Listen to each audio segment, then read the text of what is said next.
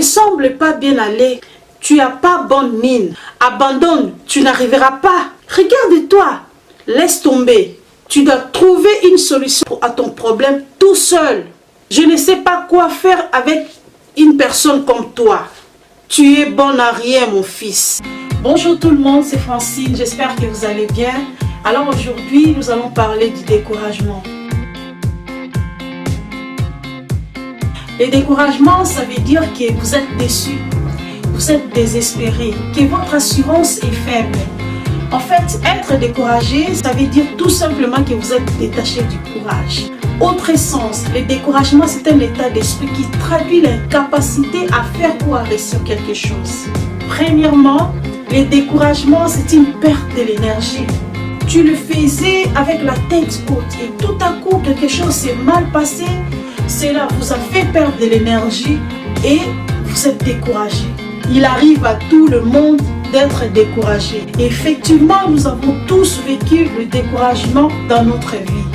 Bien que cela ne soit pas normal par rapport à la religion. Mais c'est humain, c'est naturel. On peut tous être découragés, mais il ne faut pas y rester. Très souvent, nous ne prêtons pas attention à celui qui est découragé. Nous voulons qu'il puisse faire les choses comme il faisait auparavant. Mais vous ne réalisez pas que la personne est découragée. En fait, il y a une très grande différence entre un découragé et un fou. Un découragé, ce n'est pas quelqu'un qui est inconscient. Ce n'est pas aussi un fou. Un découragé, ce n'est pas un fou. Ils savent tout. Tout simplement, il est découragé. Donc, découragé, ce n'est pas un fou. C'est quelqu'un normal qui est juste découragé. Le découragement est un choix. Comme j'ai dit, nous avons tous vécu un découragement dans notre vie. Si vous êtes resté découragé, c'est parce que vous avez fait ce choix vous-même. On peut être découragé, mais il faut sortir parce que personne ne vous oblige de rester dans cette situation de découragement. Le découragement est contagieux. Ouais, le découragement est contagieux. Il ne faut pas rester tout le temps à côté des personnes découragées, des personnes qui voient des négatifs, des personnes qui pleurnichent. Il ne faut pas tout le temps rester à côté d'eux parce que le découragement est contagieux. À force de rester tout le temps à côté des personnes découragées, d'écouter tout le temps des négatifs, vous allez aussi être découragé. Parce qu'on dit toujours, la confession amène à la manifestation à des choses que tu penses ou des choses que tu dis. Alors si tu es tout le temps à côté de la personne découragée, la personne qui voit que tout est noir, il n'y a pas le chemin, vous risquez d'être aussi découragé. C'est ça, donc c'est ce qu'on dit, il n'est pas conseillé de rester à côté d'une personne qui est découragée. On peut l'aider à sortir du découragement, mais il ne faut pas rester à côté de la personne découragée. Une personne découragée, c'est une personne ingrate qui banalise ce qu'il a déjà acquis. Fait que c'est focalisé sur ce qu'elle n'a pas. Donc, le fait qu'elle est là, tout ce qu'elle a, elle ne voit plus, elle ne voit pas. Mais elle focalise seulement ce qui lui manque, ce qu'elle a besoin en ce moment-là. C'est de l'ingratitude. Cette personne est incapable de dire merci pour des petites choses qu'elle a déjà. Par exemple, le fait de se lever le matin avec la possibilité de faire la différence pour voir, voilà, ça c'est rouge, ça c'est vert. C'est une grâce parce qu'il y a des gens qui se réveillent dans le comment. Mais toi tu te réveilles en bonne santé avec la possibilité de faire la différence. Ça tu ne le vois pas. Les gens égoïstes se découragent facilement parce qu'ils veulent que les choses se fassent à sa manière. Si seulement ce n'est pas le cas, il se décourage. Il peut avoir besoin de 10 choses par exemple. Il a eu 8. Parce que les 2 il n'a pas eu. Il montre qu'il est découragé. Donc c'est de l'ingratitude. D'où vient le découragement? Voilà. On a un peu expliqué comment les gens peuvent se décourager. Maintenant on va dire d'où vient le découragement. Il y a tant de raisons qui peuvent provoquer le découragement dans la vie d'une personne. Et je vais prendre des exemples qui peuvent provoquer le découragement dans la vie d'une personne. C'est quand vous êtes accusé et quand vous êtes trahi. On va parler sur les deux choses. Je parle de la personne accusée par des fausses rumeurs, des remarques injustes, mal fondées. Cela peut décourager quelqu'un. Une personne peut se sentir trahie par la découverte d'une infidélité dans tout type de relation. Une infidélité de la personne sur qui vous comptiez devient celle qui vous mentit et il vous trahit. Ce sont des choses qui découragent aussi. Autre exemple de la trahison. Si par exemple, vous et plusieurs de vos amis avez été témoins d'un incident, lorsqu'il s'agit d'appuyer votre témoignage et qu'ils ne le font pas, cela décourage. Ou alors, quand vous attendez qu'ils prennent votre part, lorsque les personnes de confiance savent bien que vous êtes innocent, quand vous attendez qu'ils prennent votre position, qu'ils vous justifient et qu'ils deviennent neutres en disant on ne sait vraiment pas, cela peut facilement aussi décourager. C'est facile de se décourager avec un mot, avec juste une parole prononcée. Ça peut décourager une personne toute sa vie. Je donne un exemple d'une parole qui peut facilement décourager quelqu'un. Des paroles qui peuvent décourager la personne. Tu ne sembles pas bien aller, tu n'as pas bonne mine, abandonne, tu n'arriveras pas. Regarde-toi, laisse tomber. Tu dois trouver une solution à ton problème tout seul. Je ne sais pas quoi faire avec une personne comme toi. Tu es bon à rien, mon fils. Ça, ce sont des paroles qui peuvent décourager une personne. Autre exemple, le rejet. Lorsqu'on vous dit non, vous avez besoin d'aide, vous demandez quelque chose, il y a quelqu'un qui vous dit carrément non, cela perturbe. L'opinion des autres, la dépréciation, les dislikes, comme moi j'ai fait des vidéos comme ça, les mauvais commentaires, cela aussi peut décourager. Mais là, moi, je ne dois pas me décourager. Un autre exemple, le manque de progrès. Lorsque votre projet ou votre commerce ne marche pas, l'affaire tombe à l'eau, ça décourage aussi. L'échec, vous essayez de faire plusieurs choses, mais rien ne marche. Vous êtes devant les échecs totaux, au bureau, dans le lieu de travail. Peut-être que c'est dans le mariage que tu pleures, la déception, la séparation dans le couple, les fiançailles ont changé de décision. Vous êtes resté avec le mari, vous avez fait des projets, vous avez fait des enfants, et l'homme est parti, il vous a laissé. Ça aussi, ça décourage. Les critiques, tu es nul, tu es moche, elle est grosse, elle est maigre. Tout ça là, ça décourage aussi. La peur de la critique. Que vont-ils se passer? La peur de la responsabilité. Qu'est-ce qui va se passer si je n'arrive pas? Je n'arrive pas à faire ces trucs parce que j'ai peur de la critique. Eh bien, comme je n'arrive pas, j'abandonne. La peur du fiasco. Que va-t-il se passer si je gâche cette occasion? Les jugements des autres font peur. Il y a beaucoup de choses qui peuvent décourager quelqu'un.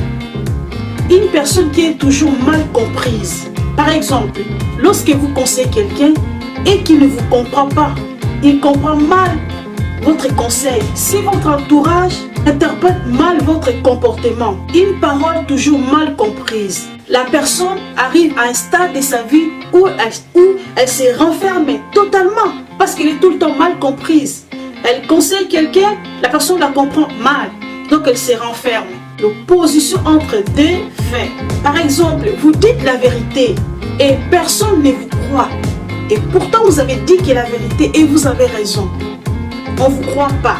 Et alors la personne se remet en question en se disant, alors comme je dis la vérité, personne ne croit, j'arrive à un niveau, je suis prête à dire, maintenant qu'il y a des mensonges. Je donne l'exemple dans le couple, il y a le mari qui dit la vérité à sa femme et la femme ne la croit pas. Alors le mari a constaté que lorsqu'il ment à sa femme, c'est là où la femme va croire. Mais s'il dit la vérité, on ne la croit pas. Alors le mari décide, il est découragé de dire la vérité. Enfin, il décide de dire qu'il y a des mensonges. La comparaison. C'est la comparaison que tu établis entre ta vie et la vie et les autres. Tu vis dans le médiocre. Ton problème, c'est peut-être le mariage que tu attends depuis longtemps. Tu t'es dit, oh mais je suis calme. Mais cette comparaison-là, ça peut aussi décourager quelqu'un. les commerces qui ne prospèrent pas, les projets qui n'aboutissent pas. Tu vois, tout est noir. Tu compares ta vie et celle des autres, tu décourages. Tu es dans le désespoir profond et tu vois tout est noir quand tu compares ta vie et celle des autres. Ensuite, une personne découragée ne peut pas avancer. Il a toujours tendance à s'isoler. Il veut se retirer des autres. Il veut être seul. Il ne veut pas être connecté au courage. Il n'aime pas les groupes de gens courageux. Elle remplace le courage par la peur, l'espérance par le doute, la foi par la crainte, la force par la faiblesse. Elle abandonne même avant de commencer, en se disant, est-ce que ça vaut même la peine?